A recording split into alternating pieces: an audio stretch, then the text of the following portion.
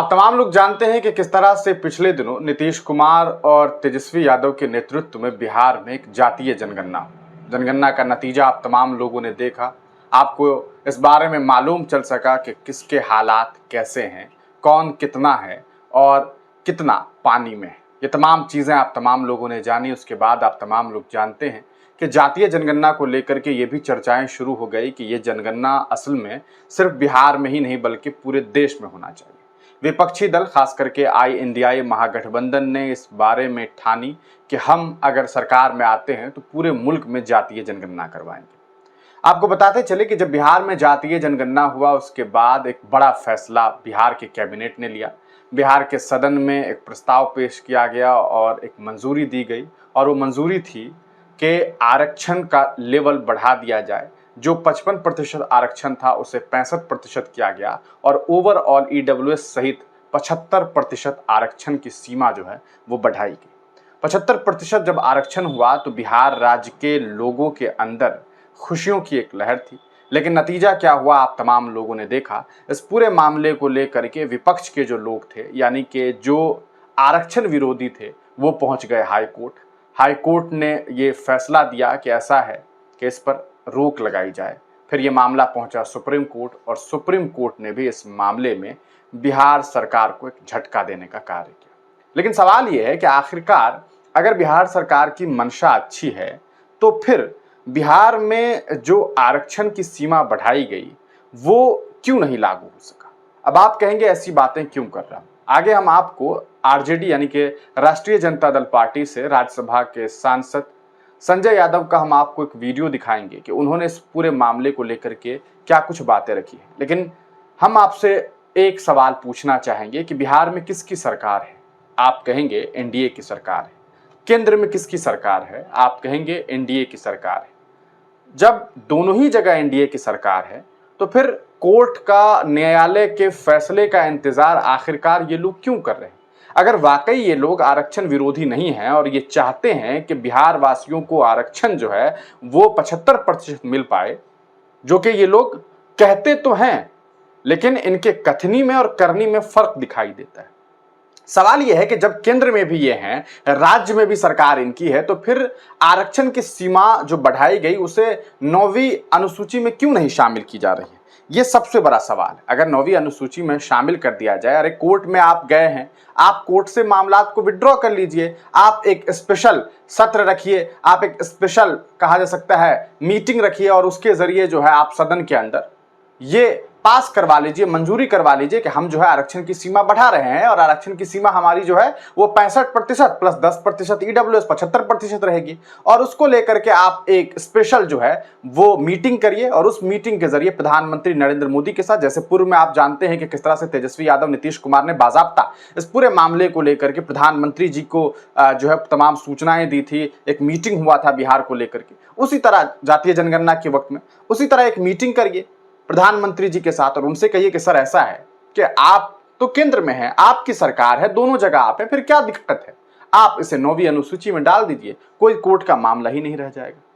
लेकिन ये लोग ऐसा नहीं कर रहे। आप सुनिए कि क्या कुछ कहा है राज्यसभा के सांसद संजय यादव। जब हमने यहाँ जाति आधारित जो गणना करवाई उसकी फाइंडिंग्स के आधार पर पता चला है कि 90% जनसंख्या इनकी है, 10% इनकी है, उसके आधार और अनुपात में आरक्षण को बढ़ाया। आरक्षण को बढ़ाने के बाद जब तेजस्वी जी कैबिनेट के हिस्सा थे, डिप्टी CM थे, उन्होंने केंद्र सरकार को, मुख्यमंत्री जी ने प्रस्ताव भेजा कि इनको 9वीं अनुसूची में डाल दो। तो केंद्र में किनकी सरकार है? BJP की सरकार है। वो तो वैचारिक तौर पे इसके विरोधी हैं, दिखाने के लिए, जुबानी खर्च के लिए बोल देते हैं। अगर वो आरक्षण के समर्थक हैं तो उसको 9वीं अनुसूची में डाल देते हैं, क्या हर्ज आता है। तमिल ऐसा नहीं कि बिहार प्रथम राज्य है जिसका डालना था, तमिलनाडु का पहले से डला हुआ है, तो वो क्यों नहीं डाला उन्होंने। फिर कोर्ट में चले गए, कोर्ट उनके अटॉर्नी जनरल भी चले गए। हाँ चले गए, राष्ट्रीय जनता दल भी गई है। चूंकि मामला सब जुडिस हो गया तो राष्ट्रीय जनता दल भी कोर्ट में गई है और कोर्ट से नहीं होगा। हम कहते हैं कोर्ट के चक्कर में आप क्यों उठा रहे हैं। आपके बलबूते पे, जदयू के बलबूते और जो आरक्षण की बात कर रहे हैं LJP-R और हम पार्टी, उनके बलबूते पे सरकार चल रही है। आप उनको कहिए कि हम कोर्ट से केस को विड्रॉ करते हैं, एक विधानसभा का विशेष सत्र बुलाते हैं, उसमें से दोबारा इसको सर्वसम्मति से पास करते हैं और अब प्रधानमंत्री से आप बात कीजिए। सर्वदलीय बैठक जब तेजस्वी जी के पहल पे ही जातिगत जनगणना के लिए दिल्ली गया था अगस्त 2021 में सर्वदलीय, हाँ, तो बोले कि सर्वदलीय जो एक कमेटी है वहाँ चलेगी प्रधानमंत्री जी से, उनको टू द पॉइंट बात कहते हैं, आर पार करते हैं कि देखिए हम यहाँ से बिहार विधानसभा से पास कर रहे हैं, इसको आपको 9वीं अनुसूची में डालना है, आप डालिए। नहीं डालेंगे तो पता चल जाएगा कि कौन आरक्षण के समर्थक है और कौन नहीं है। अगर जेडीयू, एलजेपीआर, हम और बीजेपी इसके समर्थक है। अच्छा ये बताइए, ये 65% आरक्षण यहाँ से बढ़ाया जब तेजस्वी जी थे, अब 9वीं अनुसूची में जो डालना है उनकी यहाँ बिहार में भी सरकार है, वहाँ भी सरकार है, अड़चन कौन पैदा कर रहा है? भाजपा कर रही है। भाजपा कर रही है, तो फिर वो कैसे कह सकते हैं हम उसके समर्थक हैं? अपने मुखपत्र में भी कहा है। हम वही कह रहे हैं ना, वो शुरू से उसके विरोध में रहे हैं। जब मंडल कमीशन लागू हुआ तो उसके खिलाफ कमंडल लेके कौन निकला था? कमंडल में जो लड़का जला अडवाणी जी मिलने भी गए थे। हाँ, गोस्वामी। और उस कमंडल के रथ के सारथी कौन थे जो आज प्रधानमंत्री हैं? तो क्या आप पिछड़ों को, अति पिछड़ों को, दलितों को इतना बेवकूफ़ समझते हैं कि वो नहीं जानते? अच्छा, इतने ही आप आरक्षण के प्रबंधक, हम कल सुन रहे थे आदरणीय प्रधानमंत्री जी का हरियाणा में भाषण कि मेरे रहते आरक्षण का।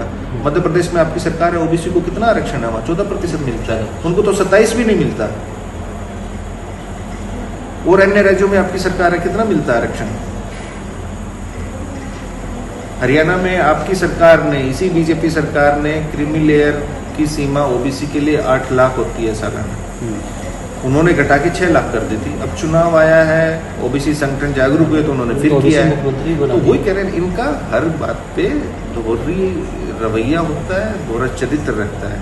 तो आजकल सूचना को आप बांध नहीं सकते कहीं तक, सब लोग जागरूक है, सब जानता है। आपको डालना है, आपको करना है, तो आप ही अटकाए हुए हैं। हम तो मांग उठा रहे हैं और हम कह रहे हैं आपको, हमारी पार्टी इनको इतना मजबूर करेगी कि इनको 9वीं अनुसूची में भी डालना पड़ेगा, देश भर में जातिगत जनगणना भी करानी पड़ेगी। तो आपने देखा कि किस तरह से सीधे तौर पर संजय यादव ने ये बात कही है कि ऐसा है कि केंद्र जो है, हम केंद्र को एक प्रस्ताव भेजते हैं कि आप जो है वो 9वीं अनुसूची में डाल दीजिए, तो केंद्र चाहे तो ये काम कर सकती है, लेकिन केंद्र ऐसा नहीं कर रही है। अब आप कहेंगे कि ऐसा कैसे हो सकता है, लेकिन ऐसा है। प्रधानमंत्री जी बातें जो करते हैं वो अलग बात है। बिहार में उनके जो साथी जो दल हैं एनडीए के, चाहे वो जनता दल यूनाइटेड हो, चाहे वो चिराग पासवान के एलजेपी हो, चाहे वो मांझी जी की हम पार्टी हो, ये तमाम लोग बातें तो कुछ और कर रहे हैं। ये लोग कह रहे हैं हाँ भैया आरक्षण होना चाहिए, लेकिन काम क्या कर रहे हैं? क्यों नहीं प्रधानमंत्री जी के साथ मुलाकात करते? क्यों नहीं स्पेशल मीटिंग करते हैं? क्यों मीटिंग नहीं कर पा रहे हैं? क्यों सर्वदलीय बैठक करके इस पर फैसला नहीं ले पा रहे हैं कि ऐसा साहब के हमें न्यायालय की जरूरत नहीं है इस पूरे मामले पर, हम तो खुद से ये फैसला ले सकते हैं, हमारे पास अपना सदन है, हमारा अपना स्पेशल सत्र हो सकता है, उसके जरिए हम पास करेंगे और पास करके हम 9वीं अनुसूची में डाल देंगे। लेकिन नहीं। अब आपने सुना है किस तरह से संजय यादव ने बताया कि अगर वाकई ये लोग आरक्षण प्रेमी होते तो मध्य प्रदेश में तो इनकी सरकार, वहां ओबीसी को महज 14% आरक्षण ये लोग दे रहे हैं, 27% भी नहीं दे पा रहे। इसके अलावा आपको उन्होंने एक एग्जाम्पल दिया हरियाणा का, कि हरियाणा में किस तरह से पिछले दिनों जब आरक्षण की सीमा की बात हुई तो क्रीमी लेयर वालों को इन्होंने क्या किया, इन्होंने 6 लाख कर दिया 8 लाख की जगह। लेकिन चूंकि चुनाव का वक्त आ गया है तो दबाव में फिर इन लोगों ने सीमा बढ़ाई, 8 लाख कर दी। तो ये जो राजनीति ये लोग कर रहे हैं आरक्षण के ऊपर, अगर ये लोग वाकई बिहार की भलाई चाहते हैं, अगर ये लोग वाकई समाज की भलाई चाहते हैं, अगर वाकई ये लोग ओबीसी समाज, दलित समाज, वंचित समाज की भलाई चाहते हैं, तो फिर क्यों नहीं 9वीं अनुसूची में डाल रहे हैं? ये एक बड़ा सवाल है। आप तमाम लोग इस पूरे मामलात को किस तरह से देखते हैं? आपको इसके पीछे की क्या वजह लगती है? कि आपको लगता है कि प्रधानमंत्री नरेंद्र मोदी और उनकी सरकार की जो नीति है, उनकी जो कहा जा सकता है उनकी जो कथनी है और जो करनी है, उसमें एक बड़ा फर्क है? अपनी राय कमेंट सेक्शन में जरूर दीजिएगा, इस वीडियो को जरूर शेयर कर दीजिएगा। आप तमाम लोगों का वीडियो देखने के लिए बहुत बहुत शुक्रिया।